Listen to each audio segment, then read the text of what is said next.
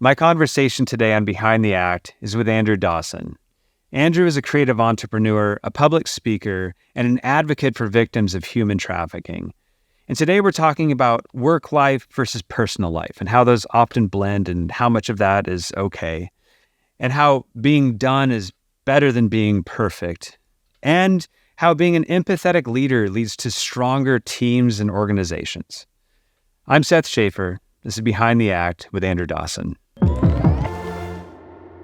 Just start with who you are and what you're known for right now. It's not necessarily the comprehensive full who Andrew is, but yeah, man. Yeah. I have an opportunity to lead an incredible organization called Operation for Freedom, and we work in human trafficking. And it's good to be on the podcast today. So yeah, we've done this for a decade now. So when you say work in human trafficking, that can sound funny. Yeah. What do you? Yeah. What do you? Well, do? yeah. That's kind of a given, I guess, in our industry or the work that we're doing. We work in anti-human trafficking, so we go out and do direct outreach to prostituted women. We work with law enforcement. We train law enforcement. We reach out to find missing kids. Work with families who are in crisis. Man, we've had numerous families who we've worked with over the past. It's been probably just this past year. It's been incredible to see the families we've been able to help and make a difference in. So incredible. Yeah. I want to talk about. I know that there's a lot of content out there about your ministry, or what do you call it? Operation Freedom. No, but do you call it a ministry though? Oh yeah, we do. Sorry, a ministry. Okay. Oh yeah, no, we do. Yeah, we're definitely faith-based. We all consider ourselves Christians, and our team does. Yeah, for sure. The okay, so but you're also entrepreneurial, and you we're just talking about like a coffee company, and I know that you're always figuring out other ways to make money and to support yourself and support your family and support the ministry. And I guess talk to me about that mechanism, that like what attracts you about the things that you do. Yeah. Well, it is a creative endeavor, running an organization. You have to have, people always look at the nonprofits and charities out there who they see the mission, they see the objective, but behind the curtain is a team, is a leader, is someone who is very much an entrepreneur. And that's a whole aspect of charity work and working with organizations like ours, that people really don't see that back end or that behind the curtain aspect of. This is something that you bootstrap, you dream about, you have to have vision. And there's this, especially in the bootstrap phases, when you're starting up, there's a whole creative process to the marketing and just understanding. I think you have to understand why we're doing this. I think that's important. People really, there's a combination of like entrepreneurship and like, why are we doing this? I think a lot of times we're in a hurry to slap up a website or put a business, on the internet or get something going, a brand going. And we really don't focus on that why. And I think creatively and as an entrepreneur, that's one of the things we miss a lot, is that why of like, why are we doing this? What's the core foundation of the motivation in moving forward with this? And that's that behind the scenes stuff that every creative has to kind of get at a baseline, whether you're doing media, whether you're focusing on something in IT, there has to be this core, like, why am I doing this? And I think a lot of times we do it for money, which is probably the wrong reason. We do it for, branding or attention, or maybe it's just a cool thing to do. But yeah, I think connecting to your why is something that's been why are we doing this? Why are we working in human trafficking, anti-human trafficking work? And that's kind of at its basis, that core of the motivation for entrepreneurship. When I hear working in human trafficking, it seems like, okay, you go over to the person who's been trafficked and said, hey, you shouldn't do this anymore. And they go, okay, cool. And then they come out and no, it's not that, it's not that simple. And also there are stereotypes that I think are largely unhelpful for your ministry. I guess, can you talk about those things? Like, what does the process look like? And what are the stereotypes that might be good for people to understand are wrong and unhelpful in the process of protecting from somebody getting into it, and also helping somebody get out. Yeah, I mean, we fight a lot the preconceptions of human trafficking, and a big hurdle we have to overcome is those preconceptions people have. You watch TV, you watch movies. There was recently a movie that just come out, Sound of Freedom, incredible movie, and great for awareness. But we I would say most of America tends to fall into this. A victim of human trafficking is abducted. They're in a Walmart parking lot and they're walking out from shopping, and a van pulls up. There's guys in masks. They throw them in a van, duct tape them, their hands and legs, and then they end up in a basement somewhere being exploited. And I think that is less than, there's a statistic out there I just read a few months ago, less than 1% of the trafficking cases in America are abductions, but a majority of them are these grooming situations. And that's really the cases that we deal with are grooming situations. So we're helping a family. We're working on a missing kid case where this individual, this typically 12, 15, 16-year-old individual is being groomed by like a Romeo pimp, a good-looking guy who's lured them away from home, built a relationship with them, and offered them things that maybe in their difficult or abusive home life they weren't receiving. And they have been lured away from home. They're in a relationship. They consider this a boyfriend-girlfriend relationship. And then through like a massive process of manipulation, they end up being trafficked on the streets. And so there's not a chain around their ankle. They're not bound. They're not captive, wanting out of a jail cell anywhere. But it's really a psychological manipulation. And that is a majority of the trafficking cases that we deal with. So the girls are walking the streets. You could be at Figueroa Street in LA or on a track in Las Vegas, and these girls aren't tied up. I mean, we have interacted with hundreds of girls over the years, and it seems like they've chosen the life, so. Yeah. So how do you overcome that? I mean, it's tough. I mean, our advocates who work with our organization, typically ladies, have been trained well to build that relationship. And typically there's a moment where an individual who's being trafficked comes to a crisis moment. It could be, for example, a young girl gets pregnant and she doesn't want the same life for her baby. She knows that the pimp's going to hold this baby against her, maybe take it away from her and say, hey, you got to work the streets and I'll let you see your baby. And so there's a crisis moment. It's built on relationship, someone who knows trauma well and knows how to interact with those individuals on the street.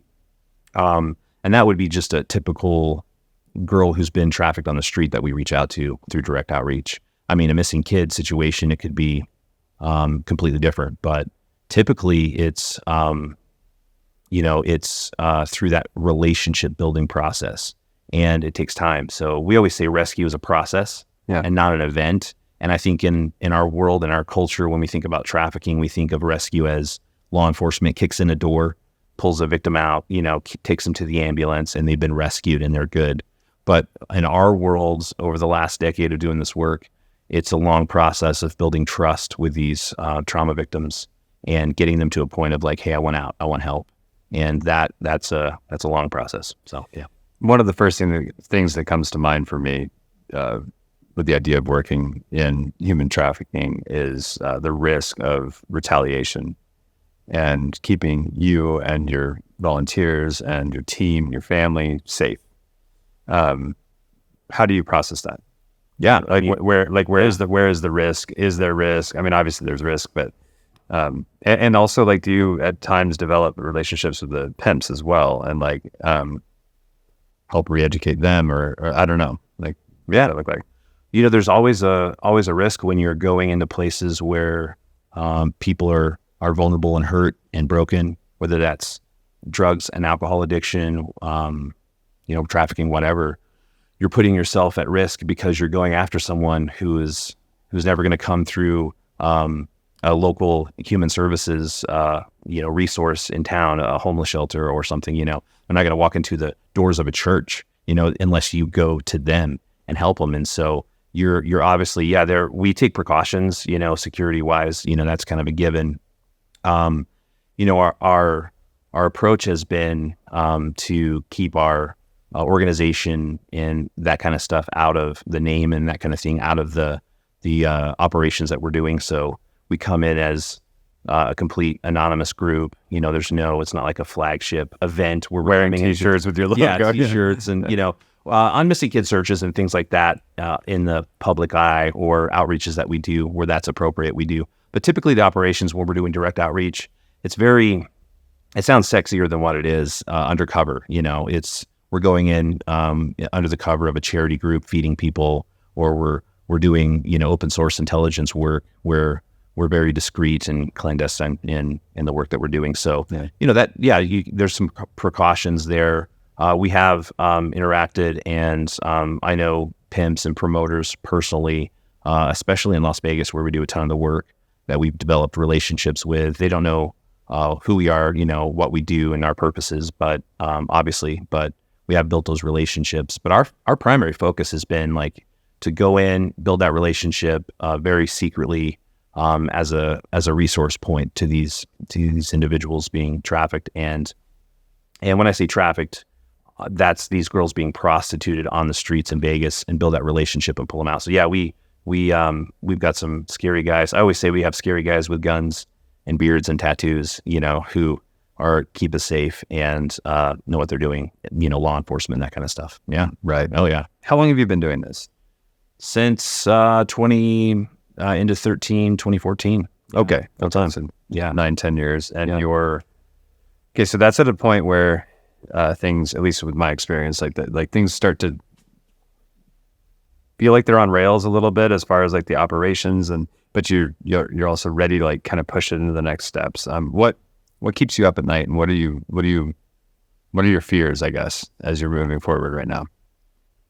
Yeah, I think biggest fear, man, would be effectiveness. It's you ride this balance of showing the world that you're successful.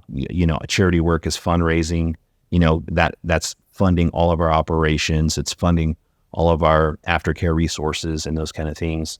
You ride that rail of, are we successful? Have we put wins on the board? We put points on the board. Are we doing the job that we're saying we're doing? And always balancing that with completely diving off into helping, an individual on a case somewhere and forgetting the rest.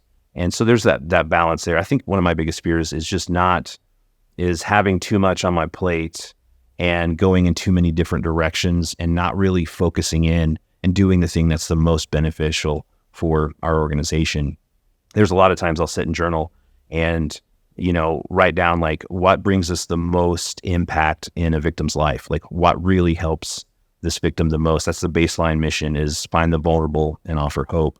And that to me is probably, my biggest, most forefront thought. Like, are we doing the best that we can to help those that we're serving, and then trying to push the noise down. And I think any entrepreneur has to do that. They've got to trim that fat and go, if you're trying to make money, it's like, what are the tasks that I got to do that bring in the most, that are money, that bring in that are the most benefit to my organization or my company right now. And I think we all have to do that as creatives and go, hey, I can, because as a creative or as an entrepreneur, you're inspired by a lot of stuff. I mean, you've got social media, you've got advertisements, you've got, books and all this inspiration coming in, but you really have to, and that's getting back to that why of like, okay, is this taking me in the right direction that I need to go? And this is really who I want to be and what I want to do. And so those are a lot of the like internal things that I think about as an organizational leader and in this work. I mean, it's, and I think we do a good job of acting like we, especially in my industry, like we all do a great job of acting like we do the best work. We're the best at it. We know what we're doing. And to be honest with you, man, I don't, working with law enforcement, even getting into some of the vice units and these guys who are doing really incredible law enforcement work, you really realize like, and this is no shade toward law enforcement, but even in those moments, you're like, this is kind of, it's not like shooting from the hip, but it's like, this isn't NCIS, or this isn't like the movies portray. Like, we're figuring this out as we go. There's not a formula that works. No. Like, it's just like you have to. Yeah.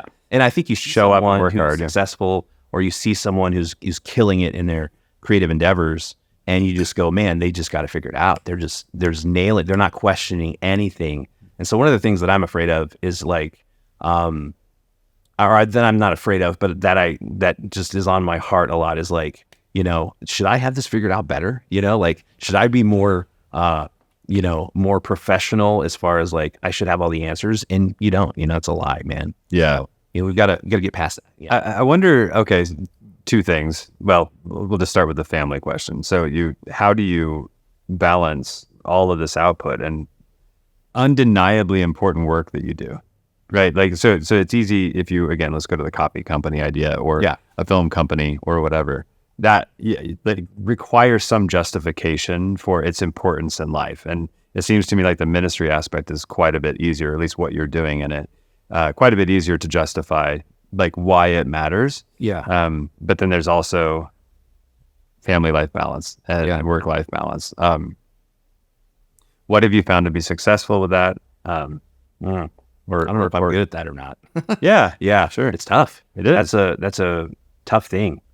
I think you have to, in my life, we're always fighting that battle. And I think you have to be, I have to be mindful. I don't know what the word is. Mindful of this is a priority in my life. I mean, even as we get busier as an organization, those family moments, family time, learning how to compartmentalize and really shut off your entrepreneur spirit and creativity to say, hey, this is a part of my creative process. I'm successful because my family is successful. And I think valuing that as a pillar of our entrepreneurship and creativity, whether it's a coffee company, whatever you're running, like looking at this going, hey, this refuels my tank. And, you only have a few years with your kids at home. I think that's just setting entrepreneurship aside. Like you have a responsibility and you have this amazing moment and time in your life to raise a family. So I always have those thoughts in my head, like, hey, this helps me be successful as an entrepreneur and a creative to let my family be a priority in my life. And I think I think a lot of guys will sacrifice that and say, hey, I've got to put in more hours. But we were talking before we even started recording, there's a bandwidth of like your mental aspect of what you can handle. It's a percentage. And so if you're giving your work 99%, your family's going to get less of that. But I think we should look at it as like, hey, this is a tank that can be filled to fuel me into, my entrepreneurial endeavors. But yeah, I fight that. I mean, that's something I probably don't have a great answer for, but just this morning, my wife and I were talking and we're like, hey, let's drop the kids off at church tonight and we're going on a date and we're going to, spend some time together and talk about life and our dreams together. And so I think, having the right partner too is huge. I mean, having someone who is a co-partner in your dreams. And I think a lot of guys, I did this early on, you make the mistake of communicating every whim and every idea you have to your wife. And to them, sometimes that comes off as, we're doing this, and you're just going, no, I'm processing. And so I've learned how to like process that stuff internally and then, and then have those conversations later. But family is just to ride the horse again here, repeat what I said before, but it's a tank that fuels your entrepreneurship and creativity. Yeah. And if you look at it as a value to what you're trying to accomplish, I think it'll change your life. I mean, I think it'll become a value. And if you, just like you value that resource, that subscription, that thing that nails it for you at work, that thing that you're like, man, I got to have this in my job. Well, if you put your family in that category too, I think it helps a ton for me anyway. Yeah. I know for me, the idea that yes, you've got limited bandwidth from a day-to-day standpoint, and then you only have so much runway called life. Right. And that short time with the kids, I feel like I'm always living in this like present nostalgia. Like I'm nostalgic about today all the time, because it's going away and I see pictures of them as babies and it's like, oh my gosh. And it definitely promotes a level of, awareness that I could disguise as fear or vice versa around the subject of how I'm balancing all of the output, which brings me back to, I guess, another question. You say like, you got to trim the fat of like the things that don't work well, or the things that do work well in your life, within the business. I think that there's a way to do that to a clinical level that kills inspiration. So I'm wondering,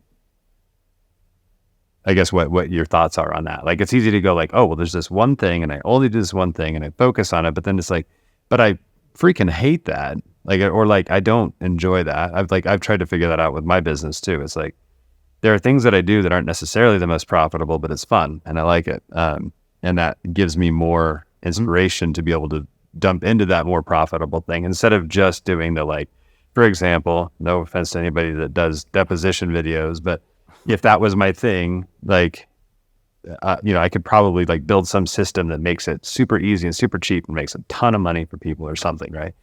But that's boring as hell for me. So yeah, I don't know. Yeah, no, I'm with you there. I think we're in the same mindset of you get interested in different things, and it's hard to, if I get interested in something, I always have this question, and this is probably wrong, but I'm like, how do I connect this to trafficking? Because I'm interested in it, I love mountain biking and I've gotten into it the last couple of years, and I'm like, okay, how does this benefit me? How do I curb this into trafficking? Because this is this thing I chose, or this is this thing I'm into. This is a passion that I have. How do I connect this to it? So yeah, I think you've got to have some space and margin in your life. I think if we pack out our schedules, and we do trim that fat and we focus in on that one thing, you're going to ride that rail of burnout. And so there has to be, great stuff happens in the margins of life. And I think we fail as entrepreneurs because we're hustlers. I mean, we hustle, we're working. I'm a late night worker. So sometimes, just this last week, I worked till 4 or 5 in the morning, it was just, that's quiet time.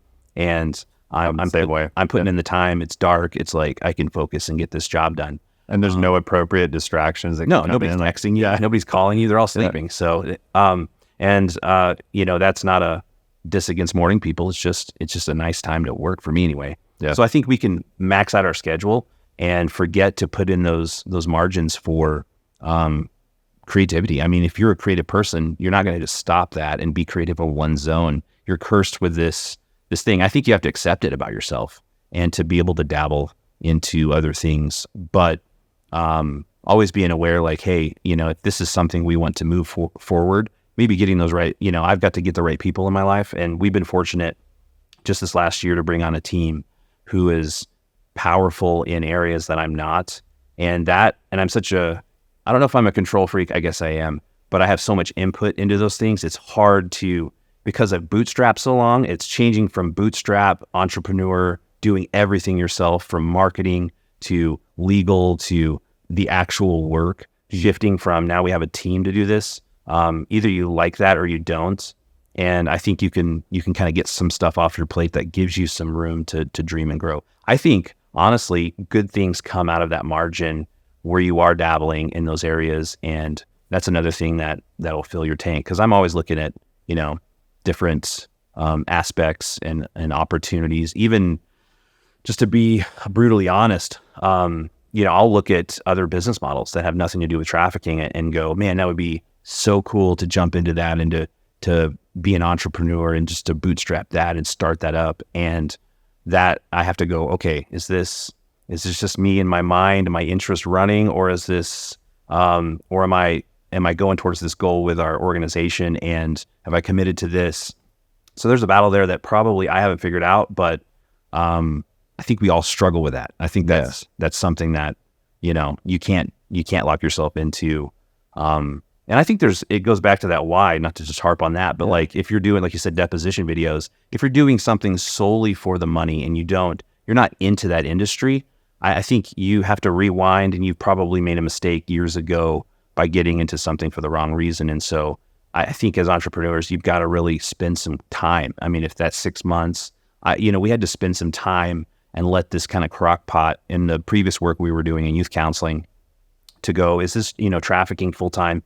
Is this work in anti-trafficking work something that is core to who we want to be, and that why and that connection? And if you're just doing something for the money, that's a definite drain on creativity, for sure. You've got to feel like you're putting something out there, a piece of art that, whether it's working for a charity or whatever, roasting coffee, like this is an art that I'm putting out there, and it has to be something from your core. I don't know if that makes sense. But, yeah, no, it does. I think I'm not the guy with the answers. I can Google stuff. It's good. Yeah, there you go. I think that process of delegation, I've seen you engaging with and doing a good job. And like you say, you're a control freak, which can be good and helpful for quality is like consistency, but it's obviously muting and in flow for the output, because you become a bottleneck and people are afraid and, because I don't know what I'm going to make, where I'm going to make mistakes or whatever. So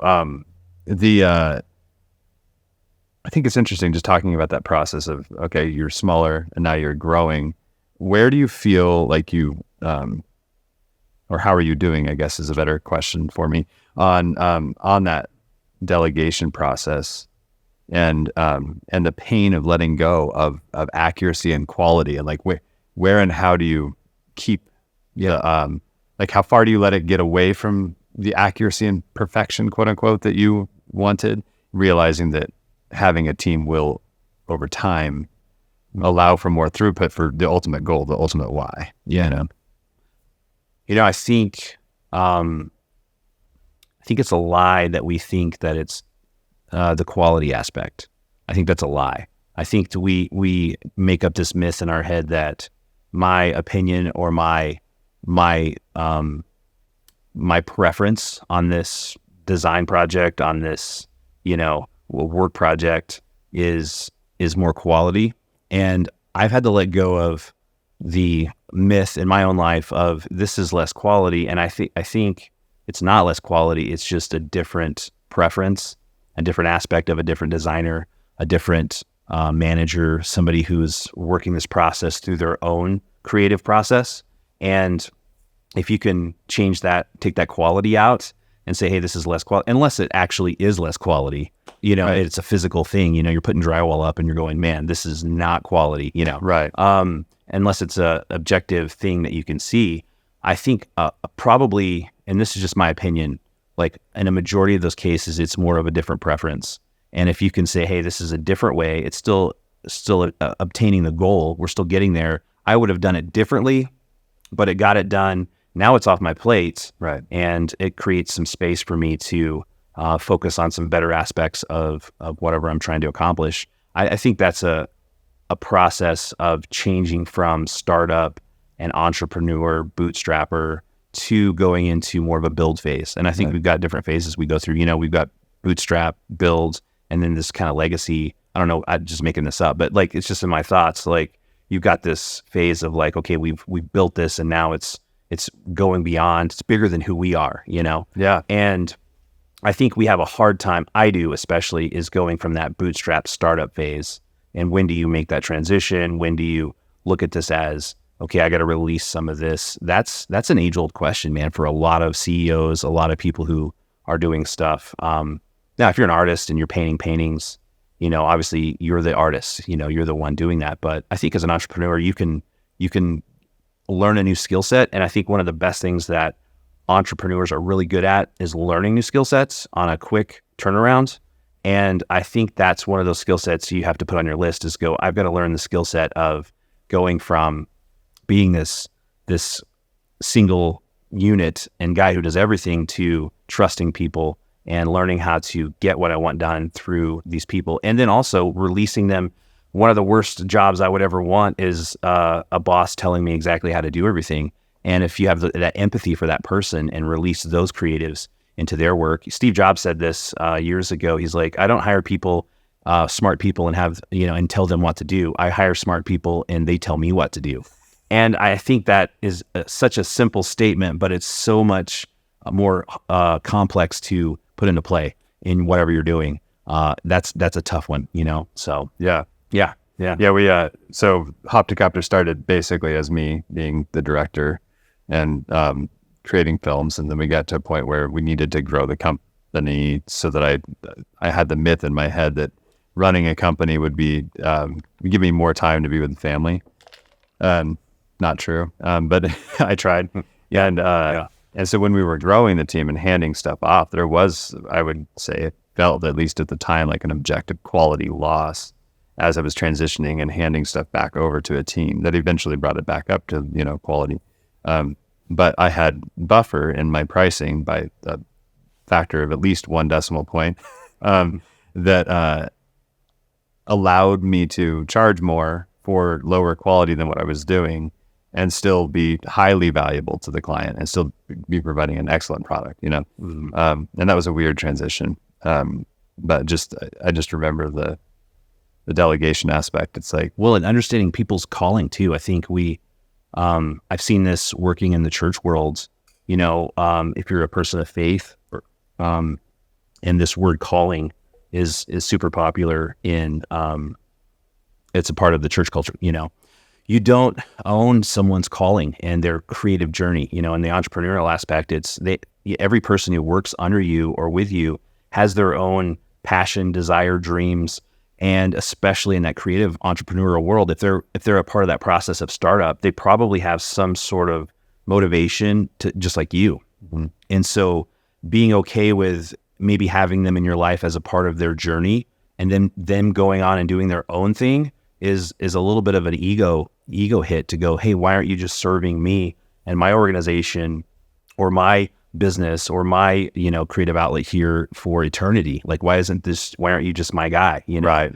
And understanding like people may be with you for a season.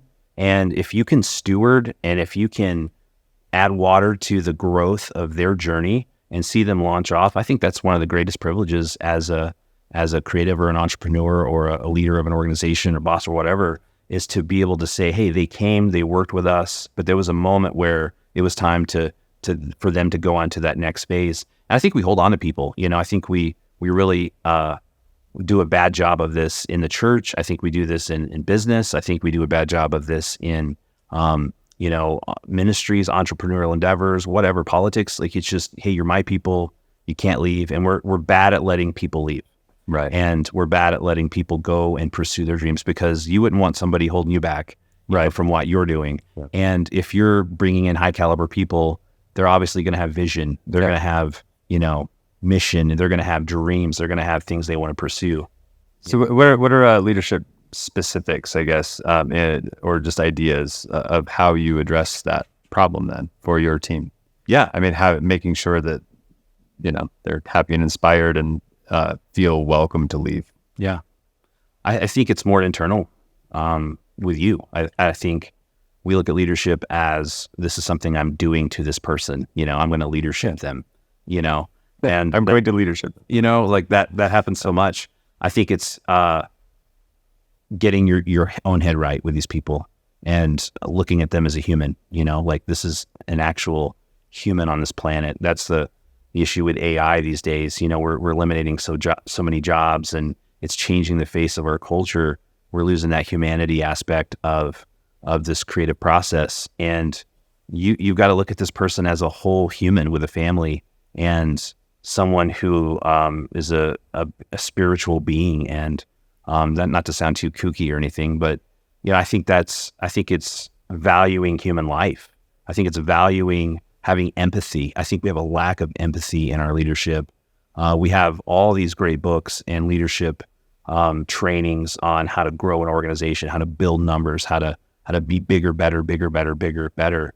And we lose this aspect of, hey, there's so many organizations, industries where there's just a wake of broken families, of dysfunctional families, of addictions. I mean, there's some crazy, even in like the ministry world and industry or the area that I work in, charity, there are, people who burn out, and just because of this lack of like looking at this person first as a person and an individual with a family and saying, hey, how do we prioritize that over this money-making endeavor, these numbers on the board, I think it's just more fun to work with people who you resonate with, and you're in that journey together, and it's not such a demanding focus on, obviously we got to pay the bills, there's that too, you can't get too esoteric and crazy out here in this ambiguous philosophical land, but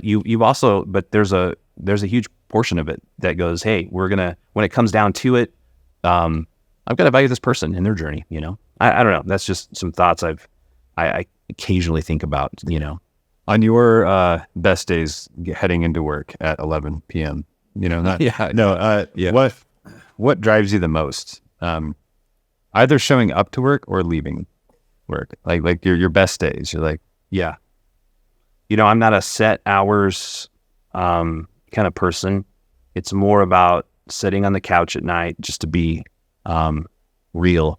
It's about, when I gather around the table with my family, having this sense of breathing deep, going, I accomplished that thing I needed to accomplish today. And I feel like I put in the effort. I did all that I could do within my control. There's a lot of factors you can't control. And based on what I could control that day, I showed up and did what I should have done that was under my control. Whether the kid was found, whether a victim was pulled off the street, whether a family was reunited, whether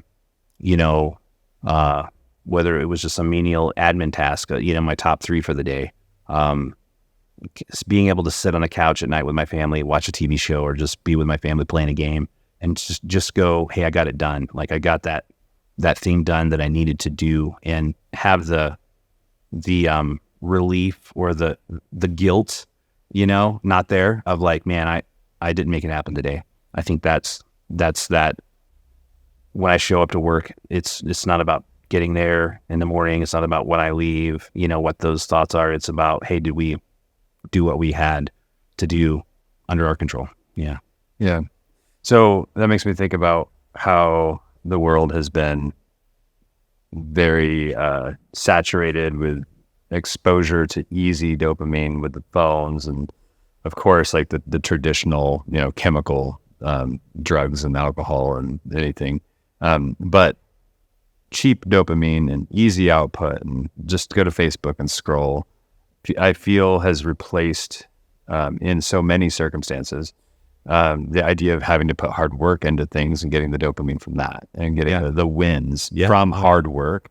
So what are you seeing, and how have you, with your team, been able to motivate? I mean, obviously I think it's through leadership and you just setting an example, but maybe I'm wrong. Why hard work matters. Yeah. Well, I think we were meant to have a little stress. We were meant to go out and hunt. I've listened to a ton of different podcasts that kind of have similar thought on this, but I think it's something we were meant to do. I think the pursuit of easy, the pursuit of it's popular to have passive income and to not have, to sit on the beach and to basically be retired as an entrepreneur at 30 years old. I think that's a myth that speaks to us because we do have to work and pay the bills. It speaks to us like, man, that would be nice. But when you have that and you attain that, there's so many case studies of people who get to a point of no work and the retired people. You look at the studies on people who retire and kind of lose that purpose. It's damaging to our mentality. And so I think understanding like we were meant, I have to do this, like get up in the morning and go, I was meant to go out and hunt and gather and to survive. You were meant to do that. And I think finding a passion in that, finding a purpose in that, going, hey, this is my responsibility to my family, is it's important to work hard. And I think burnout comes when we don't have the benefits of, and we don't see the progress of our work. I think we burn out when it's a mundane thing. We burn out when it's hard work with no payoff. There's no piece of art at the end of the rainbow when we get to all this crazy journey. And I think just identifying like I'm working hard, but there's a purpose to this. There's an end game here. This is worthwhile, and this is something that needs to be in the world. So I think work is important. Hard work is important. Stress is something we need to experience. Not obviously overloaded, but we need to be stressed. I think we're meant to operate in that battle zone. You've got to become a warrior in that, no matter what you're in, Yeah. Yeah. Yeah. I burnt out. As I was joked, I was like, yeah, I'm burning the candle at both ends and a couple of places in the middle. Yeah. And I did that for a few years. And then once I thought that I was completely burnt out, I went like 10 degrees further than that on like being tired and over pushing. And then after that, through stock footage a lot, but through other mechanisms as well, found myself in a state of being that kind of retired 30-ish-year-old. Yeah. Which is awesome. I'm not saying this is not me pretending like we have some like but you built something. We did, and it did its thing, and it's fine. So I'm talking about a moment, and that moment made it so I didn't have to show up and do work every single day, and in order to, or like crazy stress about stuff. And that was my first experience of depression. It was good because I really needed it, because I was hiding it from myself forever. I needed to get through that stuff, and I'm still working through therapy around PTSD of burnout and just learning how to better calculate my relationship with everything having to do with death or identity, and the things that you've got to understand to be okay, or at least I do, but then also past traumas. But I guess my point is that retirement sucks. I'm just kidding. No, I felt for a moment that that idea of you don't have to do anything, and so that's something we were talking about before this podcast is, I feel like I could do something like this podcast, even though I haven't released the first episode yet, as we're at the moment of recording this. But I feel like I could do this for the rest of my life and enjoy it, because there's conversations that are real, and it forces me to connect. It forces me to be social. That's important. And it helps other people be able to share their ideas and their stories. And that all means something to me. Like, obviously, it'd be nice if it had some pay attachment at some point, but I don't need it to, like it's like for the fulfillment aspect of it. Yeah. Is my point. Yeah. So, We live these lives of, there's so many guys ladies too, who live this life of quiet desperation, and they grind out a job, and there's a fear factor. There's a moment of courage where you jump into something, and there's a hope that you can do this full time, and I think it takes some courage to get into that place where, if you're working a job that it's mind numbing and it's not creative, and you are creative, I hope anybody would have the courage to step out and to start pursuing that, whether it's a few hours a week or whatever. But there's just something about being in a place where you're pursuing something that you feel like humanity needs, like we need this on the planet, whatever you're producing, whatever you're making, whether that's business or something else, I think we can do that. I define myself as certain things at certain times. So I'm a filmmaker, even though I didn't want to be. I just accidentally became a filmmaker, and I want to be a musician, and I'm engaging in that. But it's easy for me to have this very binary, correct or not correct view of my engagement with that, and anything other than that is wrong for me to be doing, and that's entirely inaccurate. So when I'm building the van, or I'm roasting coffee for the van, or I'm adding new things into the studio space, these are all, or doing research, the entrepreneurial research on how the music industry flows. Like, that's all really valuable, good stuff. And so in my head, I should be writing and recording and releasing songs. And yes, that should be some output from me at some point when I get to there. But all of the other things also have equal value, because I'm showing up and I'm doing something that brings fulfillment to me, and meaning to the rest of all of me, right? I guess. So how do you reconcile your, we'll call it, distractions away from the ministry? It makes sense. Yeah. And understanding that that's actually helping you be you, Yeah. That's tough, man. It's an identity thing that I don't have figured out. Is my identity an organizational leader, this guy who works in anti-trafficking, something I've committed to, I'm passionate about. Is that my identity? Is my identity a dad, of girls? I have 2 daughters. Is that my identity? I think separating yourself from what you do and who you are is super important, in my life anyway. And I struggle with that. I'm on that same page, where anything else seems like this is a waste of time, even though I enjoy it and I want to do it. Gosh, that's a waste of time for this other thing, that I should be pouring my life into. But I'm just day by day, like I'm not passionate about this. And I think it's something that we don't talk about a lot. Everybody struggles with. I think a lot of people struggle with that. Like, this is something I'm doing that I'm passionate about, I'm good about, I'm successful in, but I'm not passionate about this today, This is not who I want to be today. I want to be that musician over here today. Yeah. Today, I don't want to be making a film, doing a podcast, doing client work, roasting, whatever, Yeah. That's that, whether it's a product of social media and our low attention span, and we shift so much.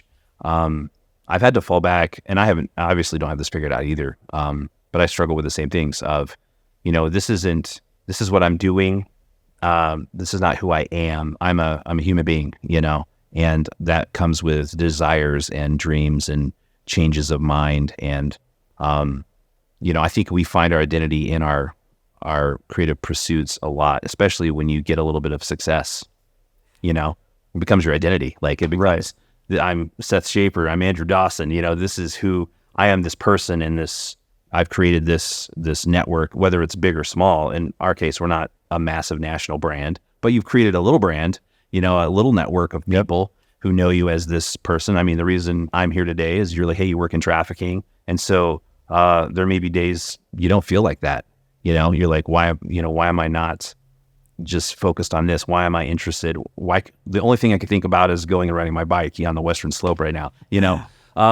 Some days it's like that. I don't know. I don't know the process. I don't know the answer to how do we fix that, or if you even can, or if it's more about managing, or if you should, right? And that's something I've been exploring for myself is that, well, I have guilt attached to not doing the thing that is my current identity goal, right? And but I also have a tremendous amount of enjoyment from certain things. Maybe I'm stopping and while I'm driving and looking out at a lake, just sitting, and it's beautiful, and I enjoy that for a moment. Like that's also it has an equal value as the other things.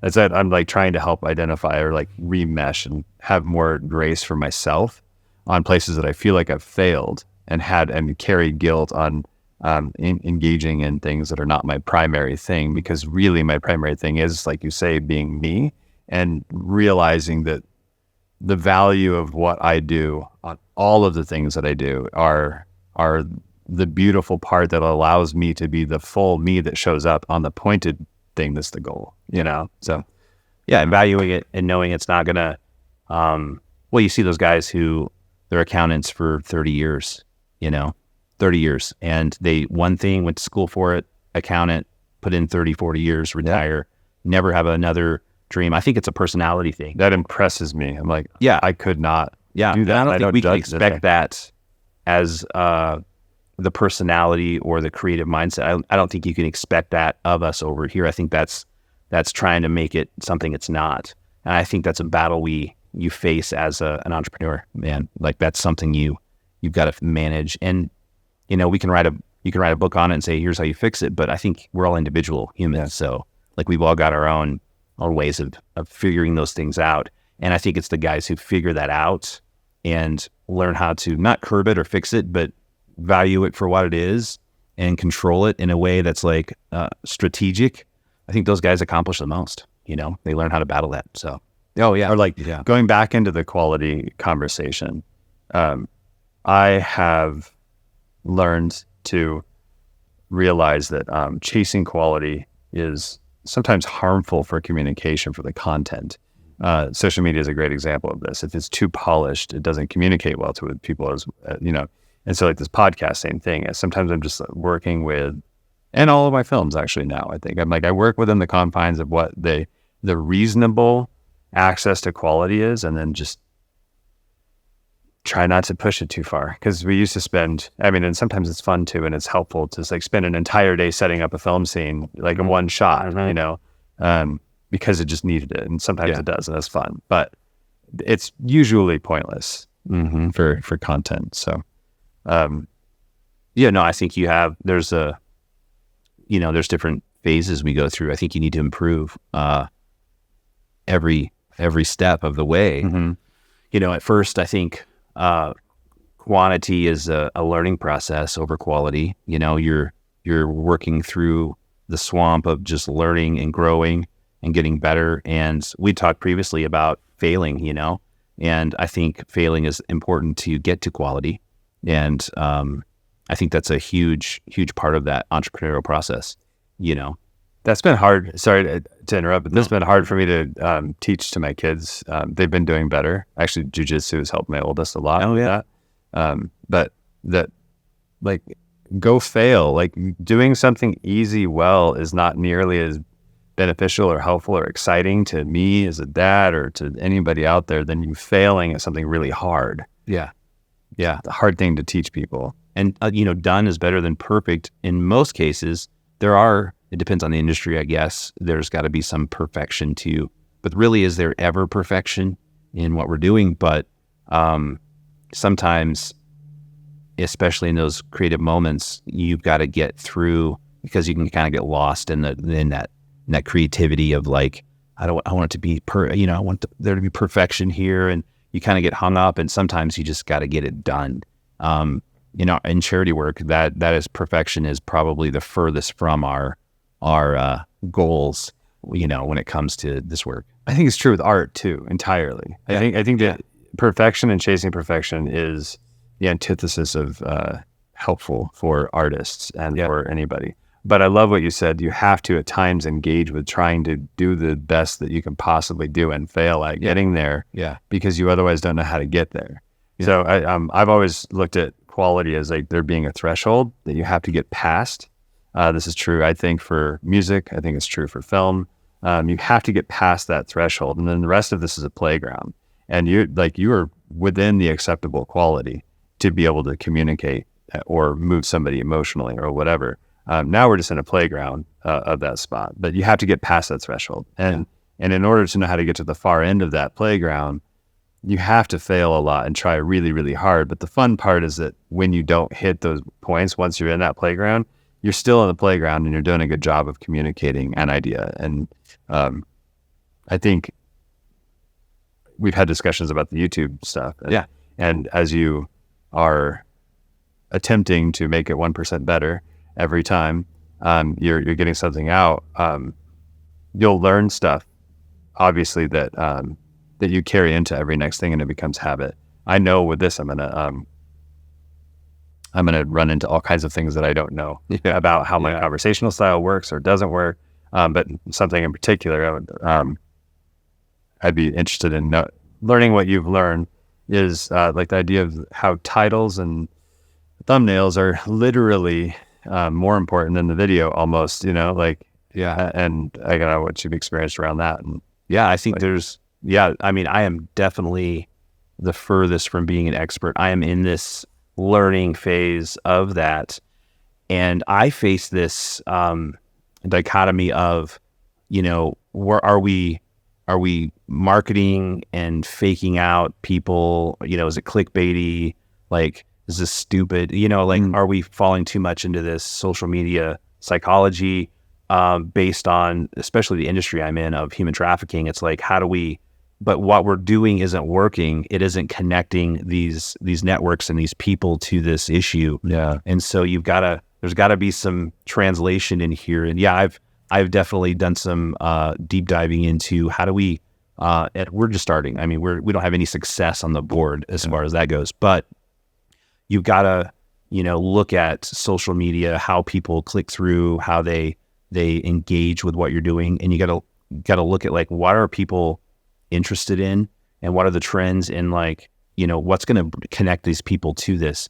And if you're connected in a way where you're not lying, you're not putting out clickbait, but you're doing something that speaks the language of this culture that we're in, but then connects it to what you're already doing that's real, and there's an authenticity there. You're not just trying to build a platform or create followers or just build a brand or something, but you're really trying to do an honest work of connecting like your work, your issue, your thing to this social media driven, low attention span. Even myself, I mean, you get caught in these like you're just sitting there and just going like, how do we, and there's certain thumbnails that you'll click on that you get to it and you're like, this content is junk. You know what I mean? This is clickbait, even though it's connected to the content. I think there's people who will draw the line and say, no, I'm not going to participate in this. I'm not going to be a part of that.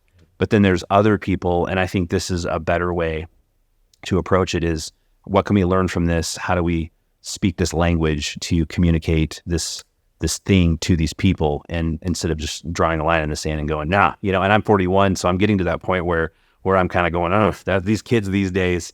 But in an effort to make a difference with whatever you're going after, you've got to start learning that language of what's going to engage these people. And that's been the process I've been going through is how do we market this, or how do we design this? How do we put this in an interesting way? And it's a whole skill set to learn. I mean, it's a whole new skill set in an effort to connect people to, in our case, anti-human trafficking work and education and awareness. It's a battle on a battlefront that we didn't know we were going to have to fight. And if you're willing to go after that, I think there's good at the other end. The idea of not engaging with social media is something I got really good at. I was like, I'm not going to do it. And I realized that I was actually just literally being antisocial because of the way that the world interacts. Mm-hmm. And so, not that I need to be a performance as a character for anyone else. Like, if I have something I want to share, I can, because it's me. But then there's that mechanism of what's self-serving, right? And what's others serving. And something you said that I thought was really interesting before we started recorded was the idea of identifying, like, if you're promoting something that shows who you are and what you're doing, that almost could look like bragging in a certain way, but you're actually communicating to followers that care about you and care about how they're engaged with you. It's actually serving them, right? So like there's this balance, and you can't control others' perception of you. So if you're feeding this camp, but grossing this camp out, like how do you play with that? Yeah. Oh yeah. I mean, I give you the easy answer. Yeah. No, that's something that's always weighing on my mind. I come from a ministry background as a pastor for many years. And it's acceptable to preach a message on Sunday, every Sunday, and to share something that is valuable, very valuable content and a spiritual lesson, or something that God has spoken to you to speak to these people. That's acceptable. But when you look at social media, YouTube, you start putting out content, pastors are podcasting. There's this fine line you walk of, I've got nothing to say. I've talked with a ton of guys who are like, what would I say? You say something every Sunday, and I'm not advocating for every pastor to start a podcast. I'm just saying there's this wall that says this is ego, and then this is acceptable. And I think we should just move that wall, right, or get rid of it completely. Yeah. To go, hey, if there's something of value, no matter what people perceive you as, whether they're thinking this is who you are, this is what you're trying to do. I think you got to get good at just not caring what they think. One of the best things you can do is just to be like, listen, you don't know me, like we're trying to do some good here. And if you were to hang around a little bit, you would know my heart. And that's what I love about podcasting and a long form conversation. Yeah. You get to see people's heart, I agree. I'm terrible at that. I'm cognitively aware that I need to not give a crap about what other people think, but my gut doesn't feel that at all. I do the same thing. Yeah, 100%. It's like, oh, what are they going to think? I know, exactly. And it definitely is a muting agent for me. Yeah. I'm just all the time. Yeah. Like this podcast is something that I'm wanting to turn into my job for myself. Like it's important for me to get it out, and I'll have it out. Try to set a schedule because it is easy enough, and it's not just me. Yeah. It's like me and somebody else all the time, which will be really it'll be helpful. It feels a lot less self-serving because I don't feel like it is self-serving. I mean, like, yes, I'm, whatever, maybe it is a little bit. I get to have fun conversations with people all day, right? But I also get to share that with other people. And, I think keeping that heart and keeping that purpose in whatever we're doing. If we're asking a question, how can I serve people? How can I bring something that's helpful to them? And you always have that in your mind. And whatever you're doing, business or podcasting or YouTube channel or whatever, if you're considering the people who are going to receive this versus this vain vanity publishing of yourself to out to the world to say, I enjoy seeing my face on camera and hearing my own voice. I think that changes the content. I think it changes the stuff that's coming through you, and that empathy and sympathy and solving problems for people, or having great conversations that maybe inspire someone to change and do something new. I think you've got to keep that core, and that's that self-learning, self-leadership of going, why am I doing this? Why am I putting this out there? Is it for me? Obviously, creative outlet, you benefit from it. Heck, that's really a part of the creative process, but also being truer to yourself and going, hey, I can do something to help people in this world, no matter what it is. I could be running a restaurant, Right. I think that also the fact that society is so used to getting like choosing which content to engage with based upon what attracts them or what they know and they're comfortable with, gives a different reality to when I put something out. So if you put something out, and that's good. You doing that is not forcing them to watch it. It's making it available so that they can. Mm-hmm. And that is an important switch for me that I need to like continue to just remind myself of, is like, I am giving content that people are able to watch if they want to. Yeah. But I'm not asking hundreds or thousands of people or millions or whatever to watch it. They can if they want. Yeah. Like I'm not forcing anything. So I heard once, write the book that you would want to read. If you can't find the book out there, then write the book that you want to read. And I keep that in my mind a lot. What do I want to hear? Rewind the clock 10 years ago in our journey in this anti-human trafficking work. What would I want to be told back then based on what I've learned now? And that is an ego. It's simply, there are people out there in the same, we meet them every time I speak at an event. I speak at a lot of events around the nation. We train law enforcement. We speak at, Kiwanis and massive, we do school assembly tours, and like we connect with these people, and there's a lot of common questions that keep coming up. And that's really the heart of what we're doing, is answering those questions in a digestible way and breaking down. I heard this 2 years ago. An educator takes something simple and they complicate it, and a communicator takes something complicated and they simplify it. And I consider myself maybe not a good one, but a communicator, where let's take this massive issue of human trafficking and let's break it down and provide something valuable that's digestible. And I love what you said about, you're not forcing that on the masses. It's not like you're cramming it down their throat.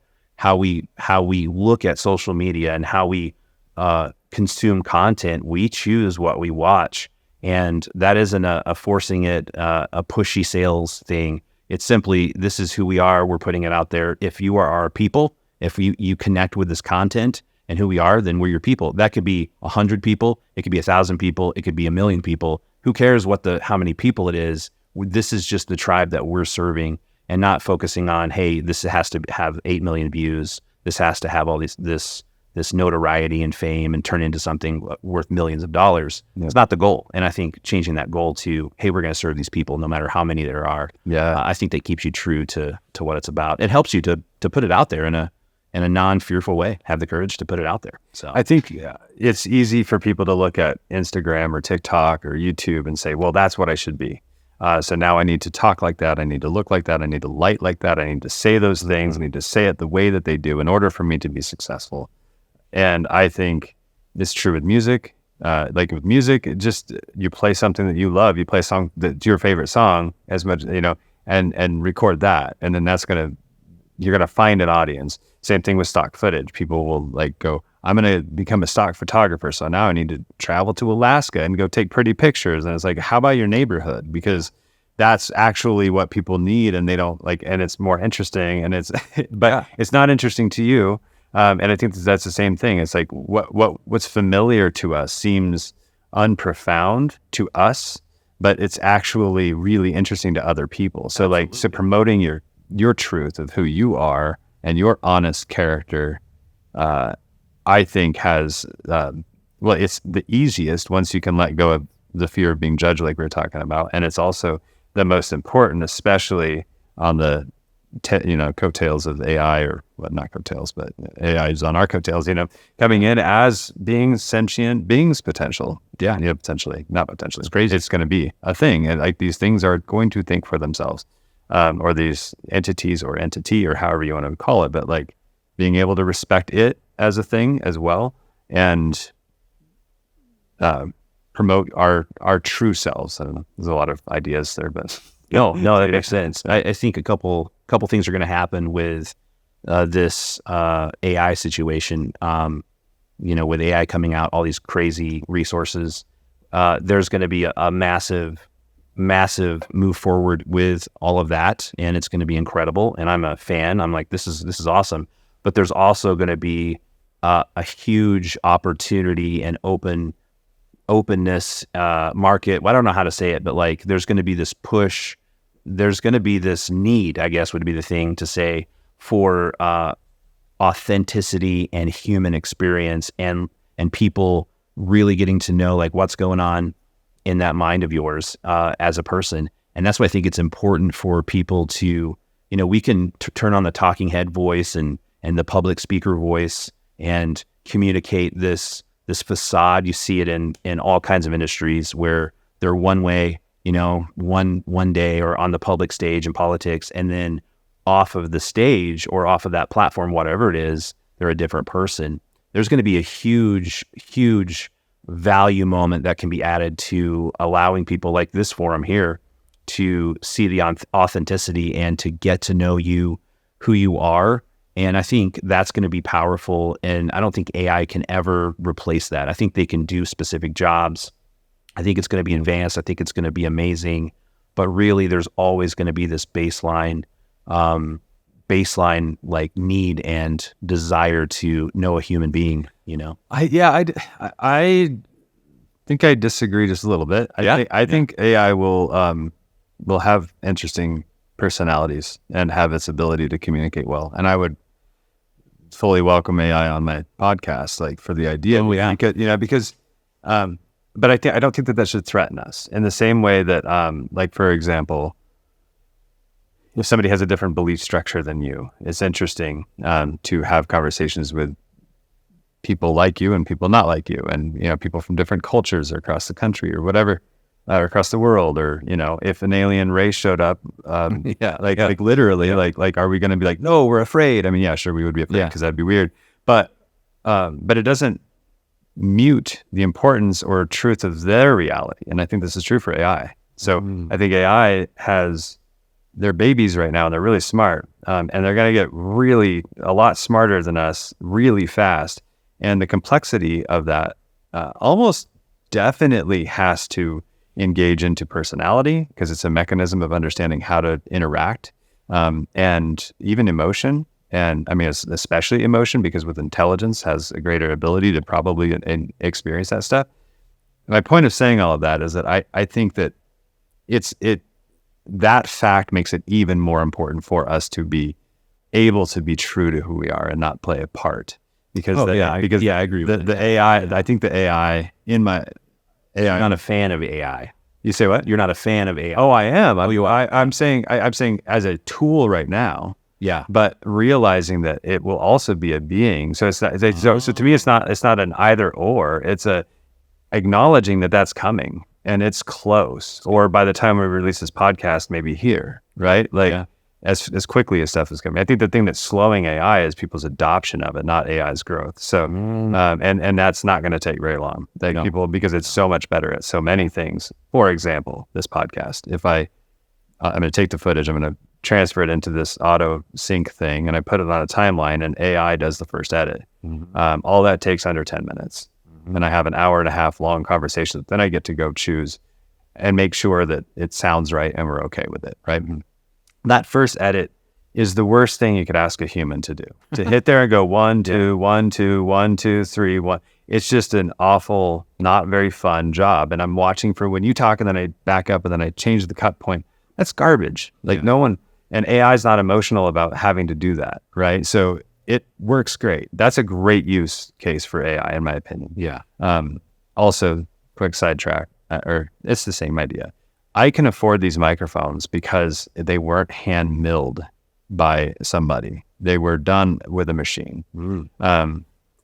There are certain things in life that I really like to pay for the handmade stuff, and there's a bunch of things that I like that were made by robots because it's way cheaper and functionally the same, and probably not a fulfilling job for a human to do. So there are mechanisms out, or there are jobs out there, a lot of them, that are going to be replaced with AI because AI will be faster, better, more reliable, and it will be sad that people are losing their jobs. But the human fulfillment opportunity, if they take advantage of it, will be unmatched by any other technological change, I think. But yeah, I guess I agree.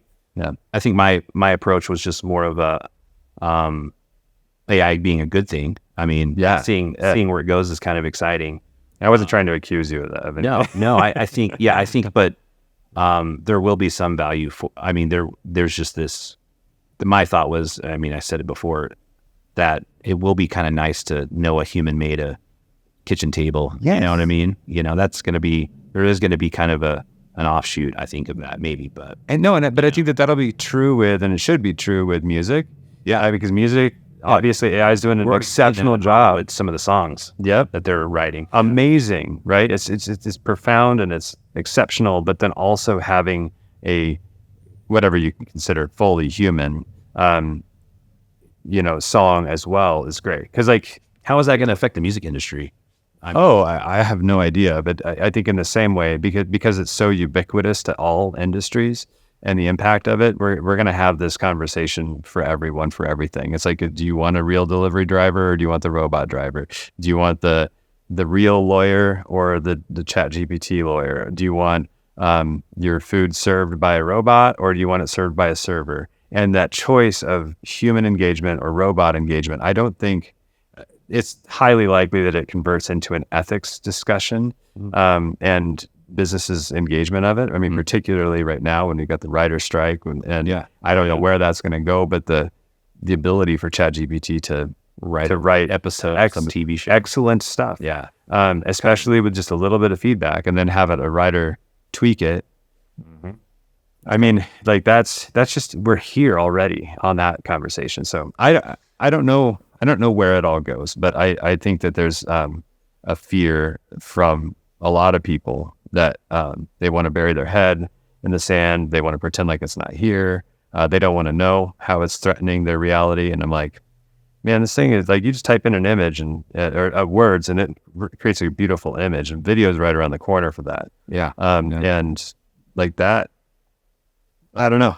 It's fascinating and threatening. We'll evolve. The human species has always adapted, and I think we're going to have to, And in the same way, though, you could take statistics that you otherwise wouldn't be able to process with such accuracy or outside of the box thinking because of our limitations with, human brains, and maybe identify that people that buy this type of bread from only Kroger stores on 10 a.m. for some reason are always the people that are trafficking people.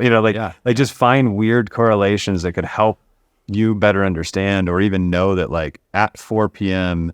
is the best time to make communication with these people because they're the most aware and open to feedback and not tired or something. I mean, who knows? There's going to be some. Yeah, I've already heard a couple of organizations. We already use some software in our investigations, but we were having a conversation last week about child pornography and how we were already seeing some of these AI art programs creating child pornography that's art. Right. Yeah, it's really sick stuff.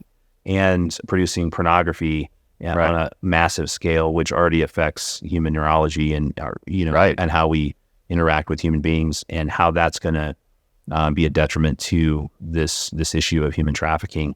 And then we're dealing with, pedophiles and individuals who are, mass distributing, AI generated child pornography. And and then you've got something that's going to change the landscape that we haven't figured out yet. Yeah, and you've got the identification of is it real or is it not? That's becoming nearly impossible. We're already doing that. Yeah. Yeah, it's nearly impossible to identify, or it will be. Yeah, it's incredible to see the good and the bad coming with all the AI that's coming out. A lot of good. Yeah. But then there's also going to be those nefarious individuals who we're going to have a whole new landscape of exploitation to end up going after. And change is always painful, but this change is going to be fast and big. So it's like, it's good stuff. Hang on. It'll be fun. Yeah. But yeah. Dude, thank you. It was an honor to be here, man. Dude, absolutely. Great conversation. Thank you. If you enjoyed this episode, please consider sharing with other people you think might gain value from it. My name is Seth Schaefer. This is Behind the Act.